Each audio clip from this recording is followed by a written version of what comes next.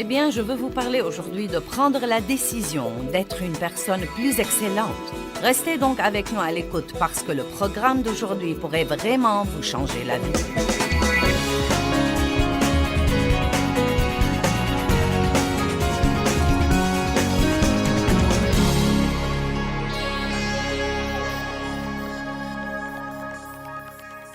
Ouvrez vos Bibles à 1 Roi 18. La troisième session de notre série sur Vivre avec excellence et intégrité, car je crois qu'une personne excellente finit ce qu'elle commence. Ce n'est pas difficile de commencer quelque chose. Il y a toujours un enthousiasme qui accompagne tout commencement. Mais il faut un vrai homme ou une vraie femme de Dieu avec une vraie détermination pour mener les choses à bien, surtout quand vous essayez de faire quelque chose sur le conseil de Dieu, car la dernière chose que le diable veut que vous fassiez, c'est d'être un chrétien obéissant.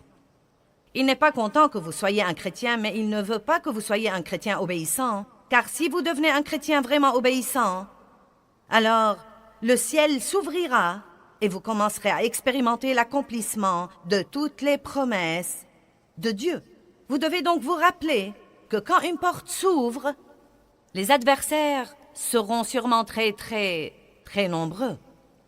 Donc, pour être excellents, pour être des gens intègres, nous devons non seulement commencer les choses, mais encore les finir. Que ce soit un ministère ou nettoyer votre placard.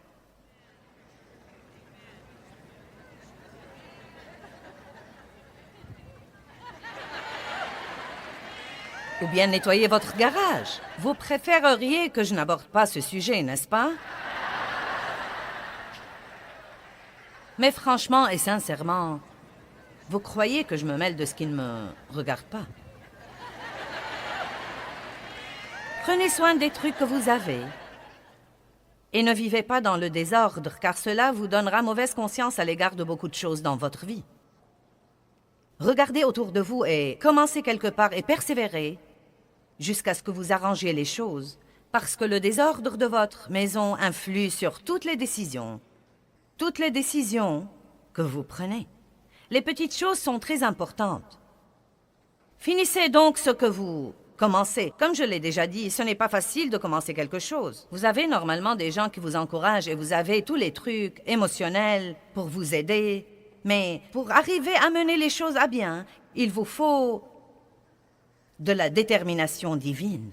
1 Roi 18. Élie avait prié pour qu'il ne plût pas. Et la Bible dit qu'il ne tomba pas de pluie pendant 3 ans et 6 mois. Puis Élie pria qu'il plût, et il a dit au roi méchant Achab, dans le verset 41, Élie dit au roi Achab, « Monte, mange et bois, car il y a un bruit d'une abondance de pluie. » 1 Roi 18, 42, et Achab monta pour manger et pour boire. Et Élie monta au sommet du Carmel, et il se courba jusqu'à terre et mit sa face entre ses genoux. Or, quand il a dit à Achab qu'il allait pleuvoir, il ne pleuvait pas encore, et il n'y avait aucun signe qui montrait que le temps était à la pluie. Il lui a dit donc ce que Dieu lui avait mis dans le cœur, et il parlait strictement par la foi. Et vous allez voir, dans un instant, la puissance de la foi. Et il dit à son serviteur, « Monte maintenant, regarde du côté de la mer. » Le serviteur monta, regarda, et dit, « Il n'y a rien. » Et Élie lui dit, « Retourne. » Et il le dit 7 fois. Maintenant, de peur de passer vite sur ce verset sans en profiter, pensez-y un petit peu. Élie avait dit à Achab, « Tu ferais mieux de partir d'ici, il va pleuvoir. Ça ne m'a pas l'air d'un jour de pluie. » Élie se met donc à genoux et commence tout de suite à prier et envoie son serviteur à la cime de la montagne, et je crois que c'était plutôt un trajet très fatigant. Et il lui dit, « Monte là et vois s'il y a le moindre nuage. » Eh bien, il va et revient, il n'y avait rien.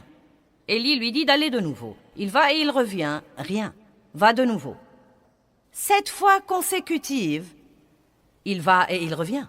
Et finalement, il revient et dit, « Eh bien, il n'y a pas grand-chose, mais il y a un petit nuage de la taille de la main d'un homme. » Et avec ça, Élie était tout excité. Élie était tout excité. La Bible dit qu'il s'est ceint les reins et que l'Esprit du Seigneur était sur lui et qu'il a couru 32 kilomètres. Et il a devancé Achab. Et je peux l'entendre dire « Je t'avais bien dit qu'il allait pleuvoir ». Mais voici ce qu'il y a d'intéressant là-dedans. Et s'il s'était arrêté après 3 fois? Et s'il s'était arrêté après 4 fois? Et s'il s'était arrêté après 5 ou 6 fois? Je crois personnellement qu'il fallait les 7 fois. Et je crois que 7 est un numéro représentatif de continuer à essayer le nombre parfait de fois jusqu'à obtenir l'exaucement.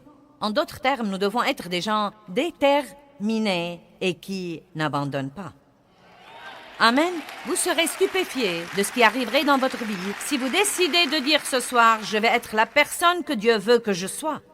Je vais faire ce que Dieu veut que je fasse. Je vais avoir ce que Dieu veut que j'ai et je ne vais surtout pas abandonner. » Vous devez vous attendre à l'opposition. Ne vous attendez surtout pas quand vous faites ça, vous savez, à flotter sur un nuage de gloire et à chanter l'Alléluia en chœur toute la journée. Il va y avoir une opposition. L'ennemi va venir contre vous. Il ne veut pas du tout que vous fassiez des progrès. Mais si vous refusez d'abandonner, il n'y a pas une seule qu'il puisse faire. Car si vous dites « je vais recommencer, et je vais recommencer, et je vais recommencer, et je vais recommencer, jusqu'à ce que j'ai finalement un exaucement », vous serez stupéfiés de ce qui va arriver. Pierre a dit à Jésus, c'est relaté dans Matthieu 18, « Combien de fois devrais-je pardonner à mon frère ? 7 fois ?» Et Jésus lui a dit non, 70 fois, 7 fois. En d'autres termes, encore, et encore, et encore, et encore, et encore, et encore, et encore. Tout ce qu'il faut pour vivre en paix et en harmonie. Tout ce qu'il faut pour montrer le vrai amour de Dieu. Vous dites, eh bien, minute, ce n'est pas juste de pardonner à quelqu'un qui nous a offensés autant de fois. Maintenant, attendez. Combien de fois Dieu a dû nous pardonner? Et pour la même chose aussi. Je ne peux même pas imaginer combien de fois Dieu a dû me pardonner pour avoir dit des bêtises. Plusieurs fois la semaine passée et probablement 2 ou 3 fois aujourd'hui. Et il continue à nous pardonner, parce qu'il ne perdra pas espoir en nous. J'ai dit, Dieu ne perdra pas espoir en nous, et il ne veut pas que nous perdions espoir en qui que ce soit ou en quoi que ce soit. Cessez de faire la mauviette. Eh bien, j'ai attendu longtemps et ça devient vraiment trop dur. C'est pourquoi vous êtes là ce soir. Pour vous débarrasser de ce sentiment. Et pour être fortifié et dire, je peux faire tout ce que je dois faire dans la vie. Que tout le monde dise, je vais finir ce que je commence. Laissez-moi vous dire quelque chose. Et c'est important, commencez par les petites choses. J'ai dit commencez par les petites choses. Ne croyez pas que vous allez démarrer un grand ministère et le mener à bien, ou bien que vous allez ouvrir une nouvelle entreprise et la mener au succès si vous ne finissez pas les petits projets que vous commencez à la maison. Si vous décidez de vous acquitter de vos dettes, persévérez jusqu'à ce que vous y arriviez. Si vous décidez d'organiser votre vie, persévérez jusqu'à ce que vous y arriviez. Plus vous faites ce qu'il faut dans votre vie, plus il vous sera facile de faire ce qu'il faut. J'ai dit, plus vous faites ce qu'il faut dans votre vie, plus il vous sera facile de faire ce qu'il faut. Naturellement, c'est dur au début parce que vos muscles de décision ne sont pas encore bien développés. Mais plus vous prenez de bonnes décisions et que vous continuez à prendre de bonnes décisions et continuez à prendre de bonnes décisions, plus vous développez ces muscles et plus il vous sera facile de faire ce qu'il faut. Amen? Je ne m'étais jamais exercée auparavant et je ne croyais pas que je le pouvais. Je croyais que ça me tuerait. Chaque fois que je m'exerçais, je me faisais mal et c'était mon excuse.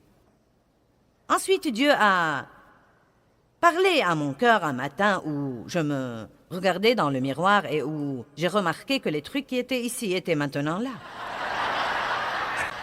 Qui de vous comprend ce que je dis?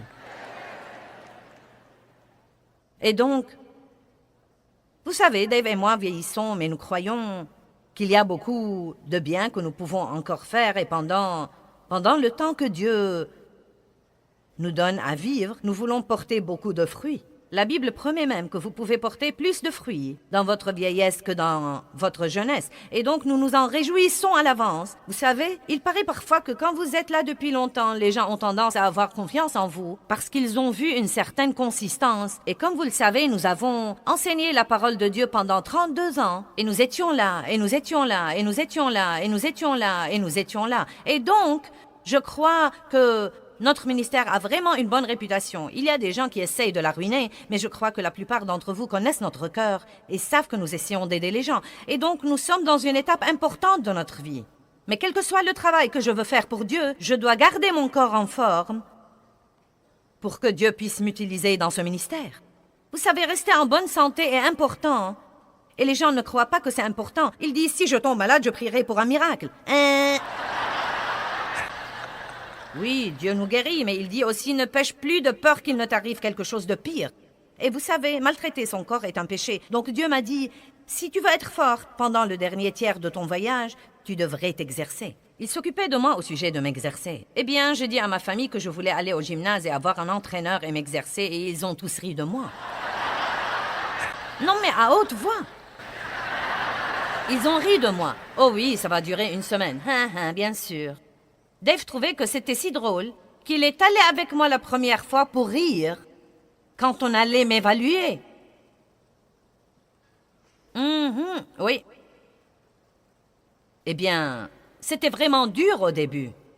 Et j'avais tellement mal que je ne pouvais ni m'asseoir sur le siège des cabinets, ni me lever. Je ne pouvais ni m'asseoir sur les chaises, ni me lever. Non mais c'était vraiment incroyable. Oh mon Dieu!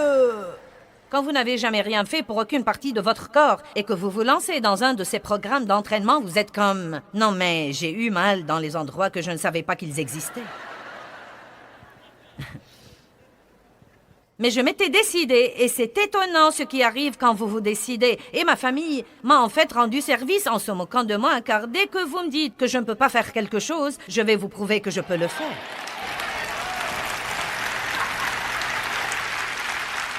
Nous voilà donc, 1 an et demi plus tard, et je ne manque jamais une séance, sauf si je ne suis pas là. Et ça a été une des meilleures choses. Maintenant, ça fait partie de ma routine. Je ne m'efforce même pas d'y aller, au contraire, j'ai hâte d'y aller. J'aime ça, ça me stimule, mais c'était vraiment très dur au départ.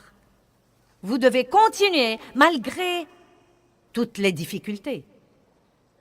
Vous devez faire la même chose que Jésus avait faite dans le jardin. Quand vous savez ce que Dieu veut que vous fassiez, vous devez tenir bon et prier. Dieu, aide-moi à ne pas tomber dans la tentation. Je veux finir ce que j'ai commencé.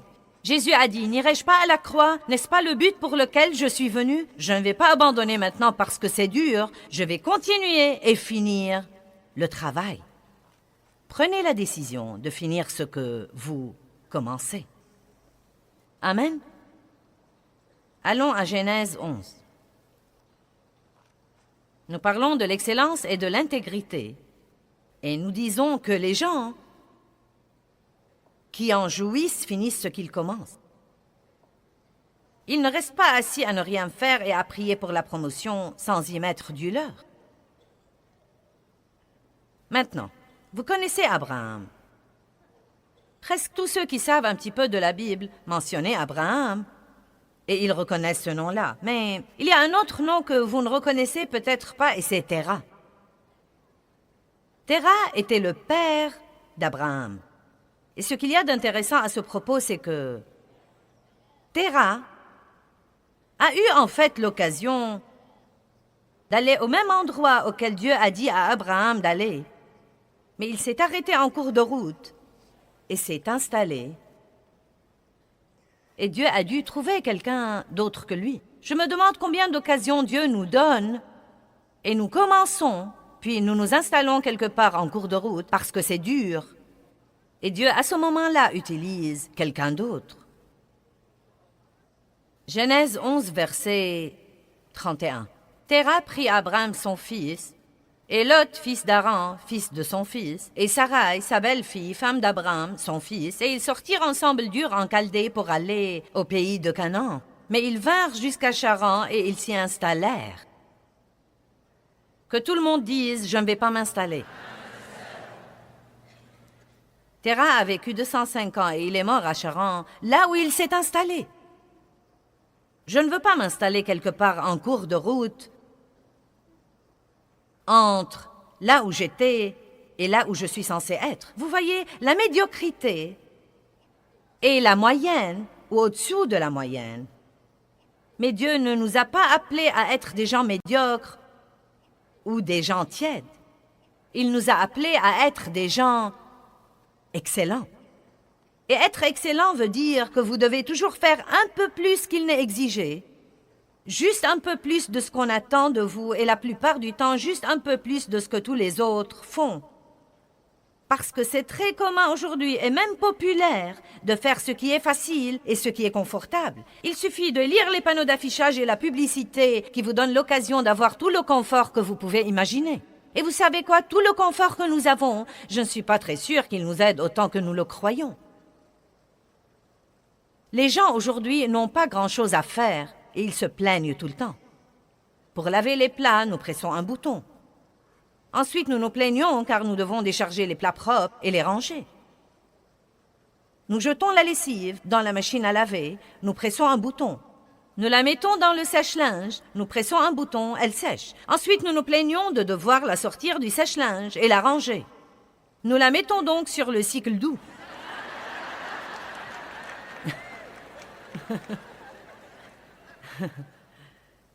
Nous avons des escaliers roulants et des ascenseurs et l'air conditionné et nous ne sommes pas censés suer, nous ne sommes pas censés nous fatiguer, nous ne sommes pas censés de faire grand-chose. Et pourtant, nous nous plaignons probablement plus que toute autre génération.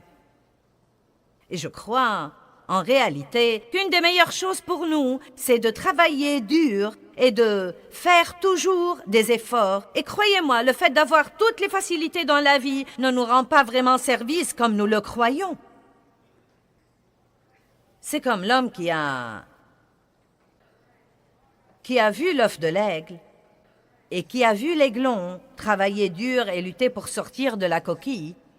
Il ne comprenait pas le style de vie de l'aigle. Il ne comprenait pas que Dieu a mis une petite dent au bout du bec de cet aiglon et qu'une partie de son développement pour devenir un aigle était de picoter, picoter, picoter, picoter, picoter, picoter, encore et encore et encore et encore et encore et encore et encore et encore, jusqu'à ce qu'il puisse sortir de cette coquille. Et que c'est là qu'il acquiert la ténacité pour être l'aigle que nous tous admirons, pour avoir essayé encore et encore et encore pour sortir. Mais cet homme a vu ce qui arrivait, a voulu lui faciliter la tâche,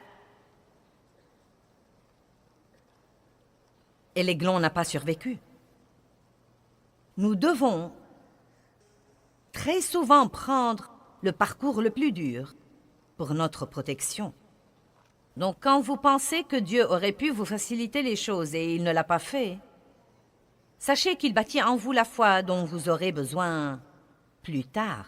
Ces années où nous avons d'abord démarré notre ministère et les 6 années où nous avons dû espérer en Dieu pour toutes choses, non mais les chaussettes, les sous-vêtements, les casseroles, les chaussures, non mais tout.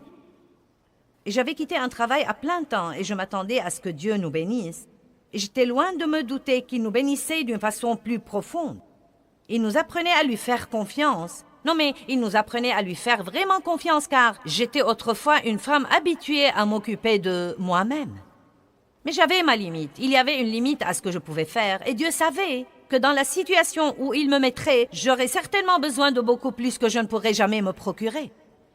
Il a dû donc supprimer ce que j'avais et m'amener à me fier complètement à lui et je ne comprenais pas ça.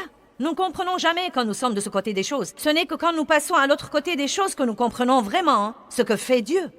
Maintenant, avec toutes les finances dont ce ministère a besoin, c'est bien que j'ai appris à espérer en Dieu pour les chaussettes et les sous-vêtements.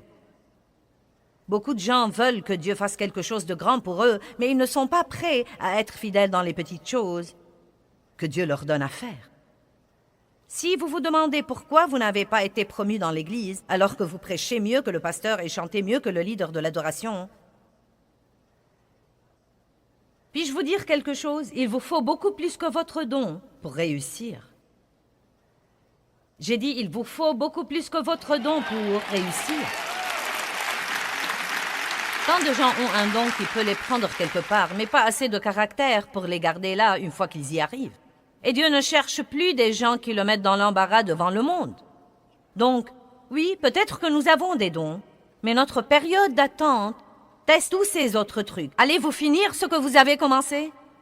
Allez-vous être une personne excellente, même à la maison quand personne ne vous voit derrière les portes fermées? Allez-vous vivre devant Dieu, devant l'œil du Tout-Puissant qui voit tout, et allez-vous vous soucier davantage de ce que pense Dieu que de ce que pensent tous les autres? Je veux que vous ayez, non mais, une ténacité à toute épreuve ce soir, et je veux que vous alliez de l'avant, que vous soyez ce que Dieu veut que vous soyez, et fassiez ce qu'il veut que vous fassiez, et ayez ce qu'il veut que vous ayez, et je veux que vous ne suiviez pas le courant avec tous les médiocres qui se trouvent dans le monde aujourd'hui. Mais vous devez vous lever et dire, si je suis la seule personne qui fait ce qu'il faut, je vais le faire de tout mon cœur. Dieu, si tu veux bien m'aider, je vais faire de mon mieux pour faire tout ce que je dois faire comme il faut.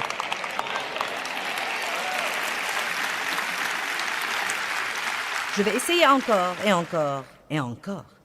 Eh bien, Terra s'est installé à Charan et il est mort à Charan. Et j'aime ça.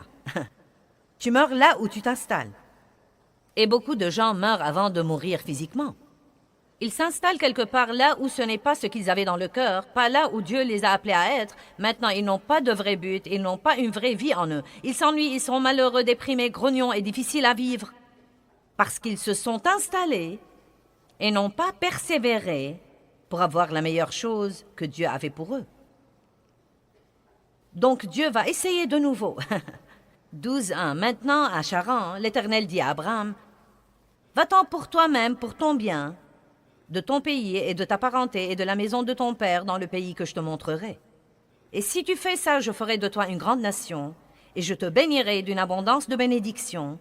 Je rendrai ton nom célèbre et éminent, et tu seras une bénédiction, et tu la prodigueras aux autres. » C'est quasiment la promesse la plus grande que Dieu puisse faire à quiconque.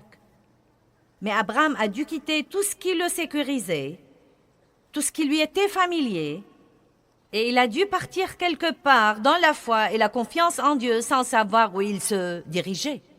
Ça a dû être dur.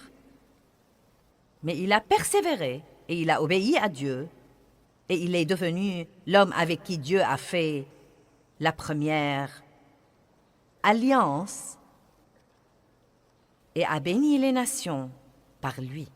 Vous n'avez pas la moindre idée de ce que Dieu peut faire par vous. Ne vous asseyez pas et ne restez pas bouche bée devant ceux qui montent en chair et ne dites pas « si seulement ». Vous n'avez pas besoin de souhait mais de volonté. Vous devez bien savoir que tout ce que Dieu fait pour une personne, il le fera pour une autre. Peut-être que vous ne prêchez pas, vous ne chantez pas, vous ne faites pas dans l'équipe d'adoration, vous n'avez pas votre entreprise, mais il se peut que vous l'ayez. L'essentiel, c'est que quoi que vous fassiez, vous pouvez le faire avec excellence et vous pouvez glorifier Dieu par ce que vous faites. Dieu ne nous a certainement pas appelés à la médiocrité, mais il nous a en fait appelés à être des gens excellents. Dieu est un Dieu excellent et quand nous parcourons la Bible, nous voyons que tous les héros de la Bible, les gens de la Bible dont nous aimons raconter les histoires, étaient tous des gens excellents. Ils ont fait des choix excellents. Ils n'ont pas fait ce qui était facile et confortable, mais ils ont fait le mille supplémentaire.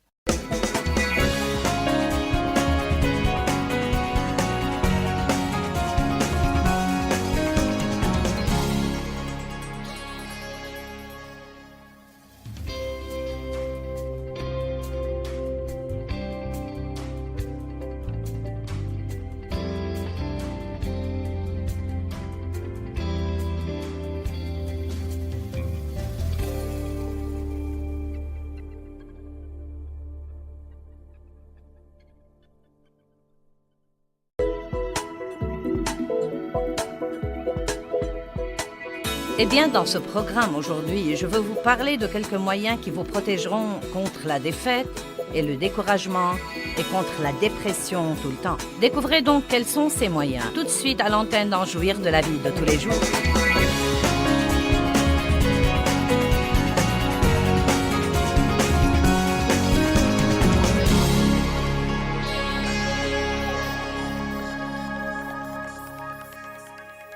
J'aime ce que dit l'apôtre Paul dans Actes 20, 24. J'ai déjà fait toute une série là-dessus. Il dit « Mais aucune de ces choses ne me tente, et je ne fais aucun cas de ma vie non plus, pourvu que j'accomplisse ma course avec joie. » Et j'aime ça.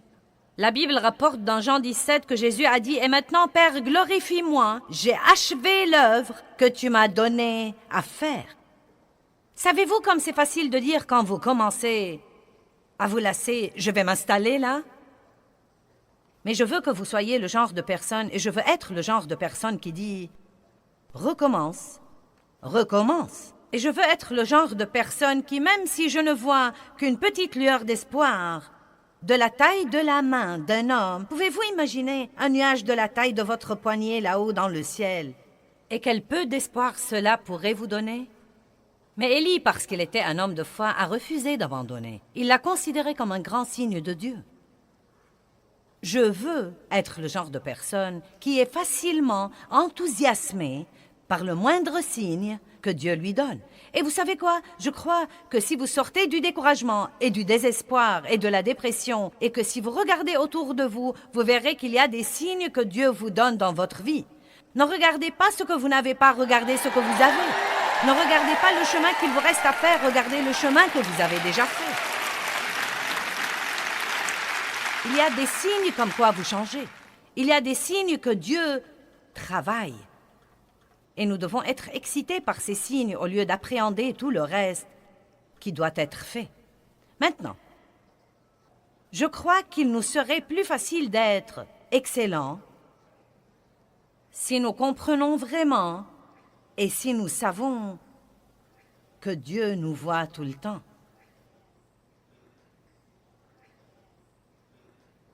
Jésus s'est expliqué tout en disant « Je suis ».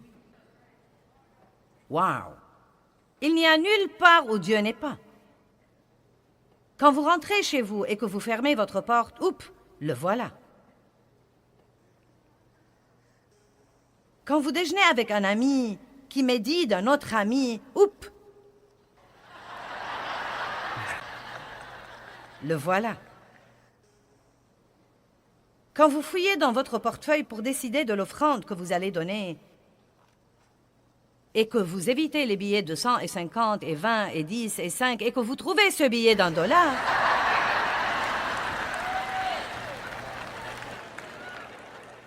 savez-vous ce qui m'intrigue le plus? Les gens plient et replient plusieurs fois les billets d'$1.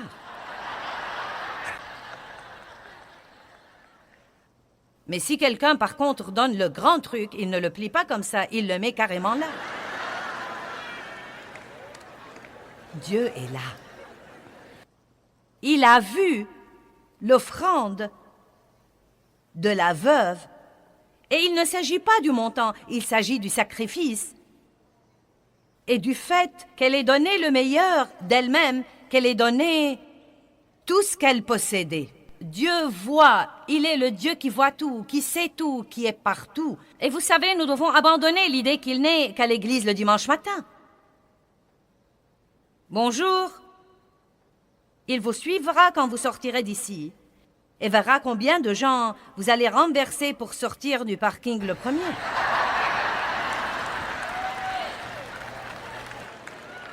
C'est tous ces trucs que nous faisons généralement tout en croyant que personne n'y fait attention. Mais Dieu les voit. Et laissez-moi vous dire quelque chose. Je crois que ce sont ces petites choses qui déterminent si nous sommes des gens intègres et des gens excellents. Je ne crois pas qu'il faut faire attention aux grandes choses. Je crois que nous devons faire attention à toutes les petites choses. Êtes-vous le genre de personne qui crache son chewing-gum sur le trottoir pour que quelqu'un d'autre marche dessus et tombe de tout son long? Êtes-vous le genre de personne qui jette ses ordures par la fenêtre de sa voiture sur l'autoroute? Êtes-vous le genre de personne qui ne remet pas son chariot d'épicerie au petit espace assigné au chariot? Êtes-vous le genre de personne que j'étais autrefois? Vous ne remettez pas le chariot à sa place et vous passez plus de temps à essayer de l'appuyer contre la voiture de quelqu'un d'autre? Non, mais je me rappelle que je mettais le chariot là, et que j'équilibrais ses roues, et que je commençais à filer, et il commençait à rouler, et je retournais. En fait, nous faisons toujours plus d'efforts pour faire ce qu'il ne faut pas que nous le faisons pour faire ce qu'il faut.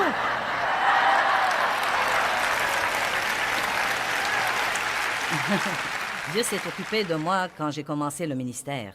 Il m'a dit, si tu fais 3 choses, je bénirai ton ministère. Il y en a évidemment plus que 3, mais ces choses-là étaient fondamentales et importantes.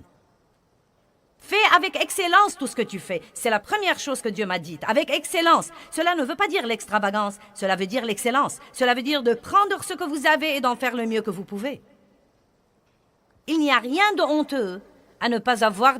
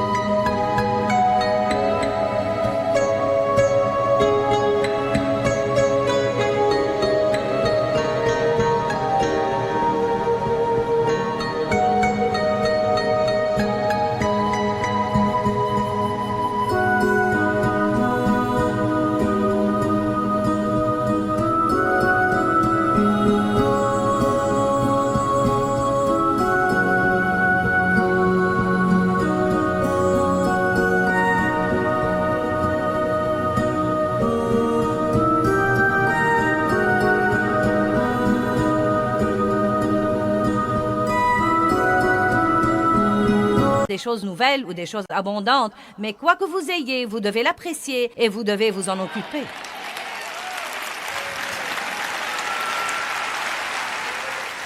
Certains d'entre vous n'ont rien qui vaille et tout ce que vous faites, c'est de vous plaindre du peu que vous avez et vous restez assis à le voir pourrir.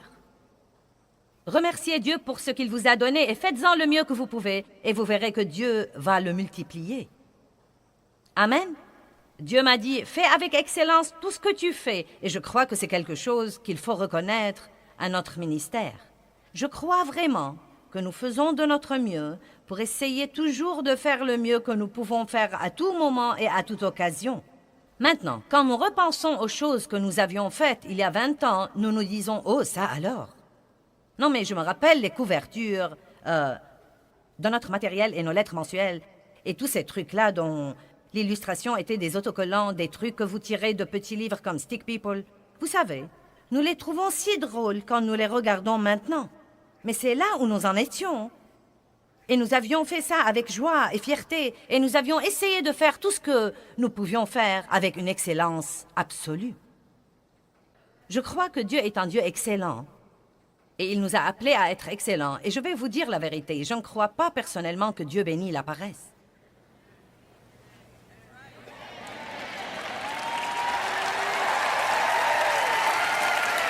La pire condition dans laquelle nous puissions nous retrouver, c'est de laisser cet esprit paresseux, léthargique, pathétique, de passivité, nous contrôler.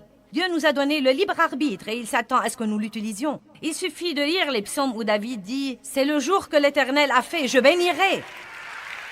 Il n'a pas dit « J'ai envie de bénir », il a dit « Je bénirai ».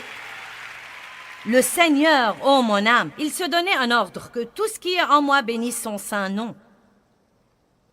Je marcherai dans l'intégrité au milieu de ma maison, a-t-il dit. Je dirai des choses excellentes. Nous devons faire, écoutez-moi, je veux vous donner un mot exprès. Écoutez-moi bien, tout ce que nous devons faire comme il faut, nous devons le faire exprès. Quelqu'un a aimé ça?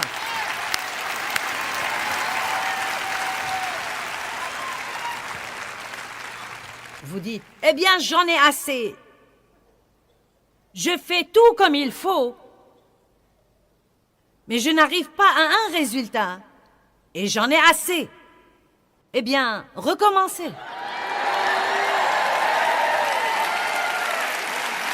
C'est mon message à vous aujourd'hui. Recommencez, et recommencez, et recommencez, et recommencez, et bientôt vous direz, oh, le voilà! Le voilà! Le voilà, mon exaucement.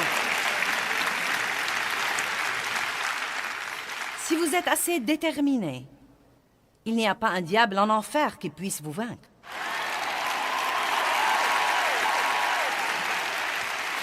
Ma parole à vous ce soir n'est pas compliquée. Recommencez. Encore une fois. Et encore une fois. Et encore une fois. Et encore une fois. N'oubliez pas que Dieu voit tout, surtout les petites choses. Je ne savais pas grand-chose sur l'excellence quand j'ai démarré mon ministère. J'ai écouté Dieu, mais on a dû m'apprendre à être excellente. Vous voyez, Dieu ne veut pas la théorie, il veut l'expérience à l'appui. C'est l'expérience qui l'intéresse. Vous m'avez entendu? En fait, si vous étudiez le mot « connaissance » dans la Bible, vous verrez qu'il veut dire non seulement connaître quelque chose, mais encore l'expérimenter, le soumettre à des expériences. C'est pourquoi dire que nous connaissons quelque chose sans le mettre en pratique n'est pas une vraie connaissance biblique. Et Dieu dit, si tu dis que tu me connais, mais que tu n'aimes pas ton frère dans le Christ, tu es menteur, car comment peux-tu connaître Dieu qui est amour sans vraiment aimer? Il ne s'agit pas d'avoir une connaissance mentale de Dieu ou d'écouter des sermons sur Dieu, mais il s'agit d'avoir une relation expérientielle avec Dieu que nous acquérons en endurant des choses et en endurant des choses et en endurant des choses. Je ne savais donc pas comment être excellente parce que j'étais entourée par des gens tout à fait médiocres et indisciplinés, surtout dans leurs émotions. Et donc j'étais indisciplinée émotionnellement. J'ai été élevée par un père qui se mettait en colère chaque fois qu'il ne faisait pas à son idée, et j'ai fini par être tout à fait comme lui. Et j'ai dû commencer à apprendre à discipliner mes émotions. Je ne savais pas le sens de l'excellence, et je ne suis pas allée à l'école biblique quand Dieu m'a appelée. J'avais 3 enfants déjà. Et nous faisions tout ce que nous pouvions faire pour nous débrouiller et pour vivre au jour le jour. Et là, Dieu m'a appelée au ministère. Eh bien, je n'ai pas pu aller au séminaire. J'ai dû me fier à Dieu pour m'enseigner. Et il m'a dit, sois excellente, marche dans l'intégrité. Eh bien, est-ce que vous savez que Dieu m'a donné plus de leçons à l'épicerie que nulle part ailleurs? Et cela semble probablement bizarre, mais le Saint-Esprit s'occupera de vous dans votre vie de tous les jours, où que vous soyez, si vous commencez à lui obéir dans les petites choses. Et c'est une chose personnelle entre vous et Dieu. La plupart de ces choses ne sont pas des choses qu'on est censé raconter. Je vous les raconte, car je les utilise comme des exemples pour vous enseigner. Mais je sais et je suis sûre que Dieu s'occupe de vous à propos de toutes sortes de petites choses, et certains d'entre vous lui obéissent, mais beaucoup d'entre vous ne lui obéissent pas. Et la raison pour laquelle vous n'obéissez pas est peut-être que vous croyez qu'elles sont trop insignifiantes et sans importance. Qu'est-ce que ça change si je remets mon chariot d'épicerie à sa place? Tous les autres laissent leur chariot dehors. Ce que font tous les autres n'a rien à voir avec nous. Nous sommes dans le monde, mais nous ne sommes pas du monde. Et nous ne suivons pas leur exemple, mais nous leur donnons l'exemple.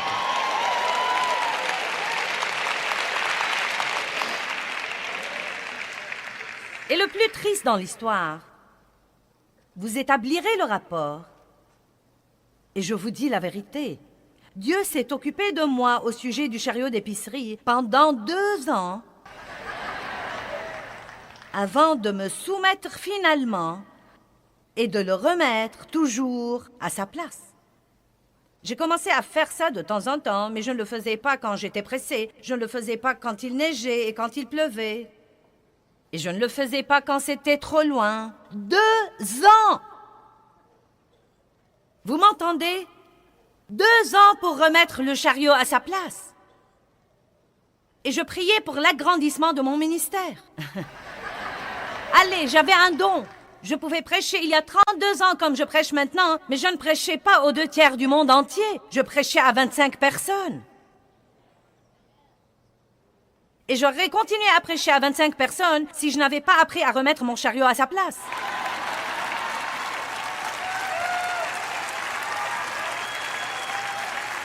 Allez. Une dame est sortie de l'épicerie et elle a mis ses trucs dans sa voiture. Elle a remis son chariot à sa place car elle m'avait entendu prêcher. Une autre dame marchait à côté d'elle avec son chariot. Elles se sont regardées et ont dit « Joyce Meyer ?»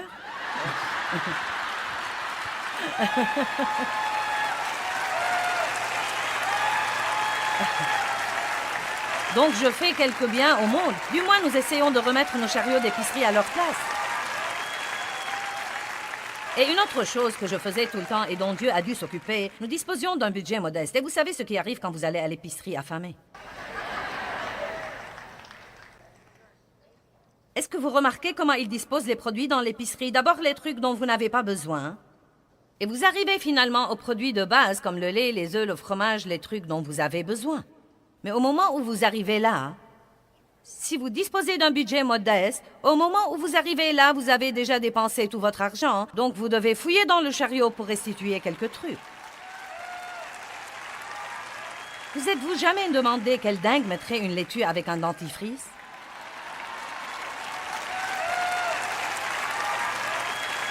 C'était moi. C'était moi il y a 30 ans, car je n'étais pas une personne excellente. Et je ne comprenais pas que Dieu était dans l'épicerie avec moi. Quand il dit « Ne crains pas car je suis avec toi », cela veut dire qu'il est avec moi partout, non seulement à l'église le dimanche, mais partout aussi. Dieu vous voit tout le temps.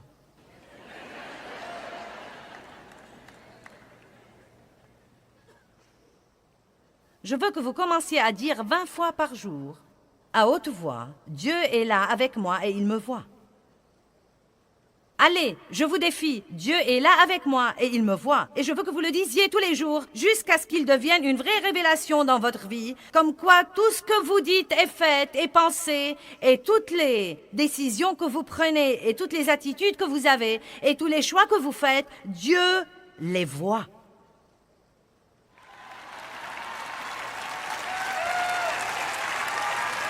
Allez, ça va? Ensuite, il y avait le truc des poulets volés. C'était mauvais. Vous dites, qu'entends-tu par poulet volé?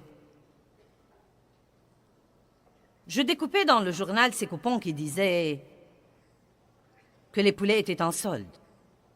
Chaque famille avait droit à 3. Mais je ne voulais pas 3, je voulais remplir mon congélateur. Donc je prenais Dave et nos enfants et nous achetions chacun 3.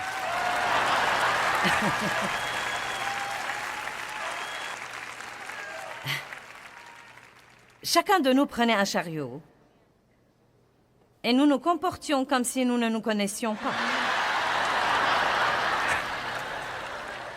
Je me rappelle un jour où j'avais peur car j'ai cru que je n'avais pas donné assez d'argent à ma fille et qu'elle allait m'en demander pour la taxe et qu'on allait découvrir que nous étions apparentés. J'avais le bouton de Jésus et mon autocollant et ma Bible aussi.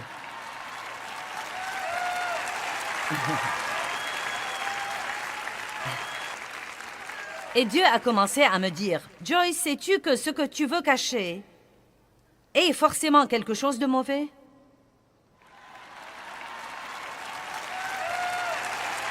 Mais je voulais plus et plus de poulet. Je prêchais ce message il y a très longtemps dans une église au Tennessee et le pasteur était assis au premier rang. Vous savez, tous les anciens étaient assis là-haut. Et je prêchais et j'ai raconté l'histoire des poulets. Et le pasteur a bondi. Il était grand de taille et il a donné un coup de pied à sa jambe et a déchiré le fond de son pantalon.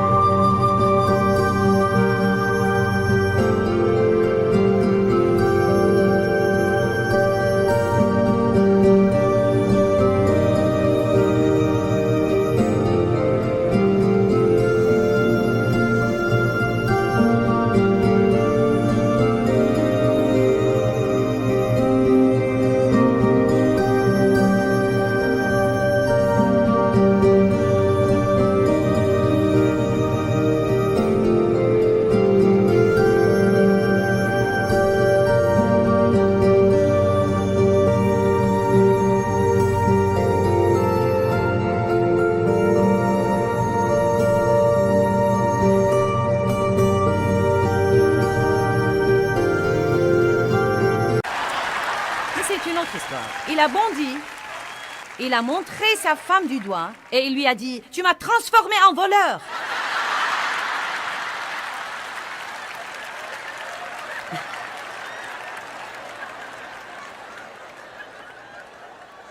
Puis il a regardé l'assemblée et il a dit « Mais ce n'était pas des poulets.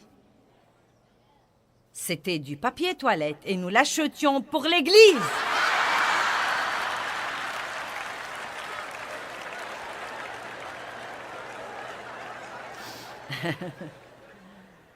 Un jour, nous avons fait la queue avec nos poulets et nous sommes passés inaperçus, sans être attrapés. Je n'oublierai jamais ce que Dieu m'a dit. « Félicitations, Joyce, tu viens de voler 3 poulets. »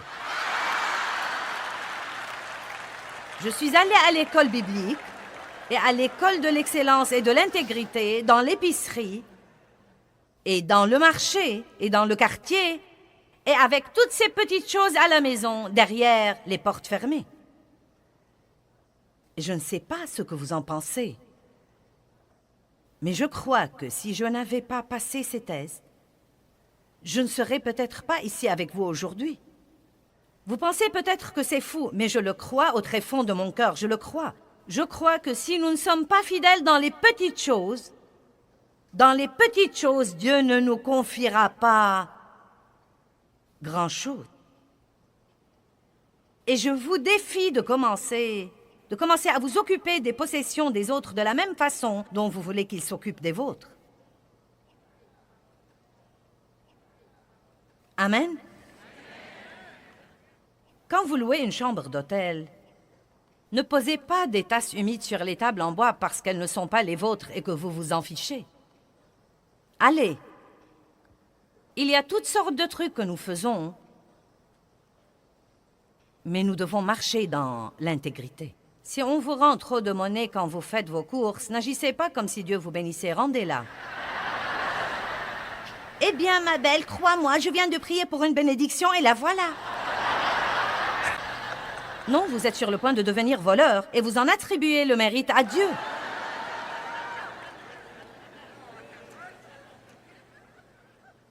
Dieu voit tout.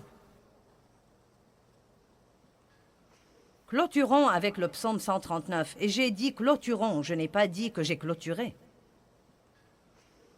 Psaume 139, 7 dit « Où irai-je loin de ton esprit?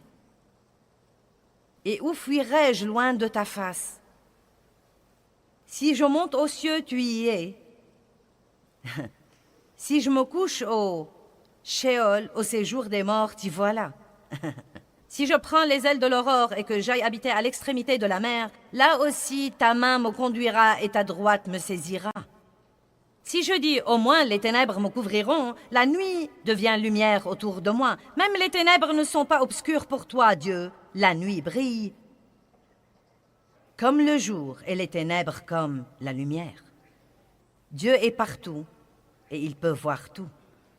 Soyez le genre de personne qui, quand Dieu vous dit que vous avez fait ce qu'il ne fallait pas, vous réparez. Écoutez, hier soir, Dave est monté en chair et vous savez, le fil de mon microphone traînait. Et il est monté pour le réparer.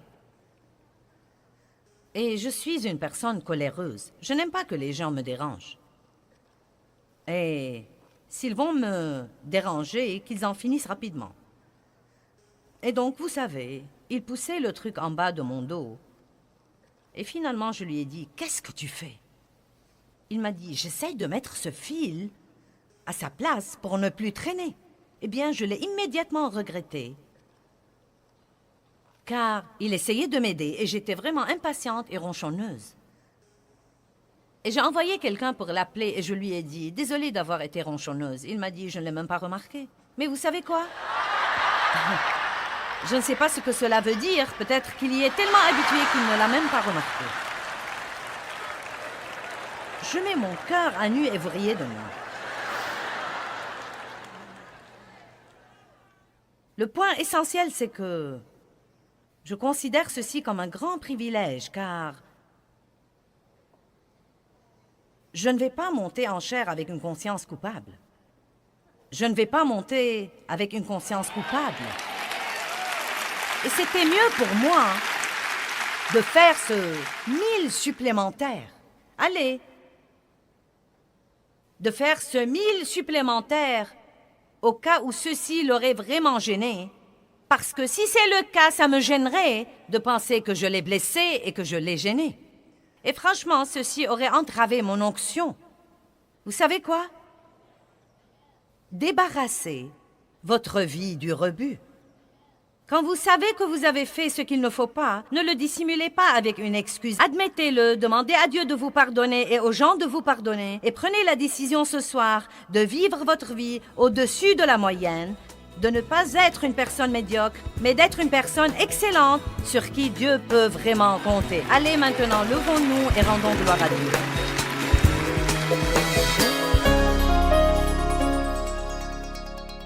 Dieu ne nous a certainement pas appelés à la médiocrité, mais il nous a en fait appelés à être des gens excellents. Dieu est un Dieu excellent et quand nous parcourons la Bible, nous voyons que tous les héros de la Bible, les gens de la Bible dont nous aimons raconter les histoires, étaient tous des gens excellents. Ils ont fait des choix excellents. Ils n'ont pas fait ce qui était facile et confortable, mais ils ont fait le 1000 supplémentaire.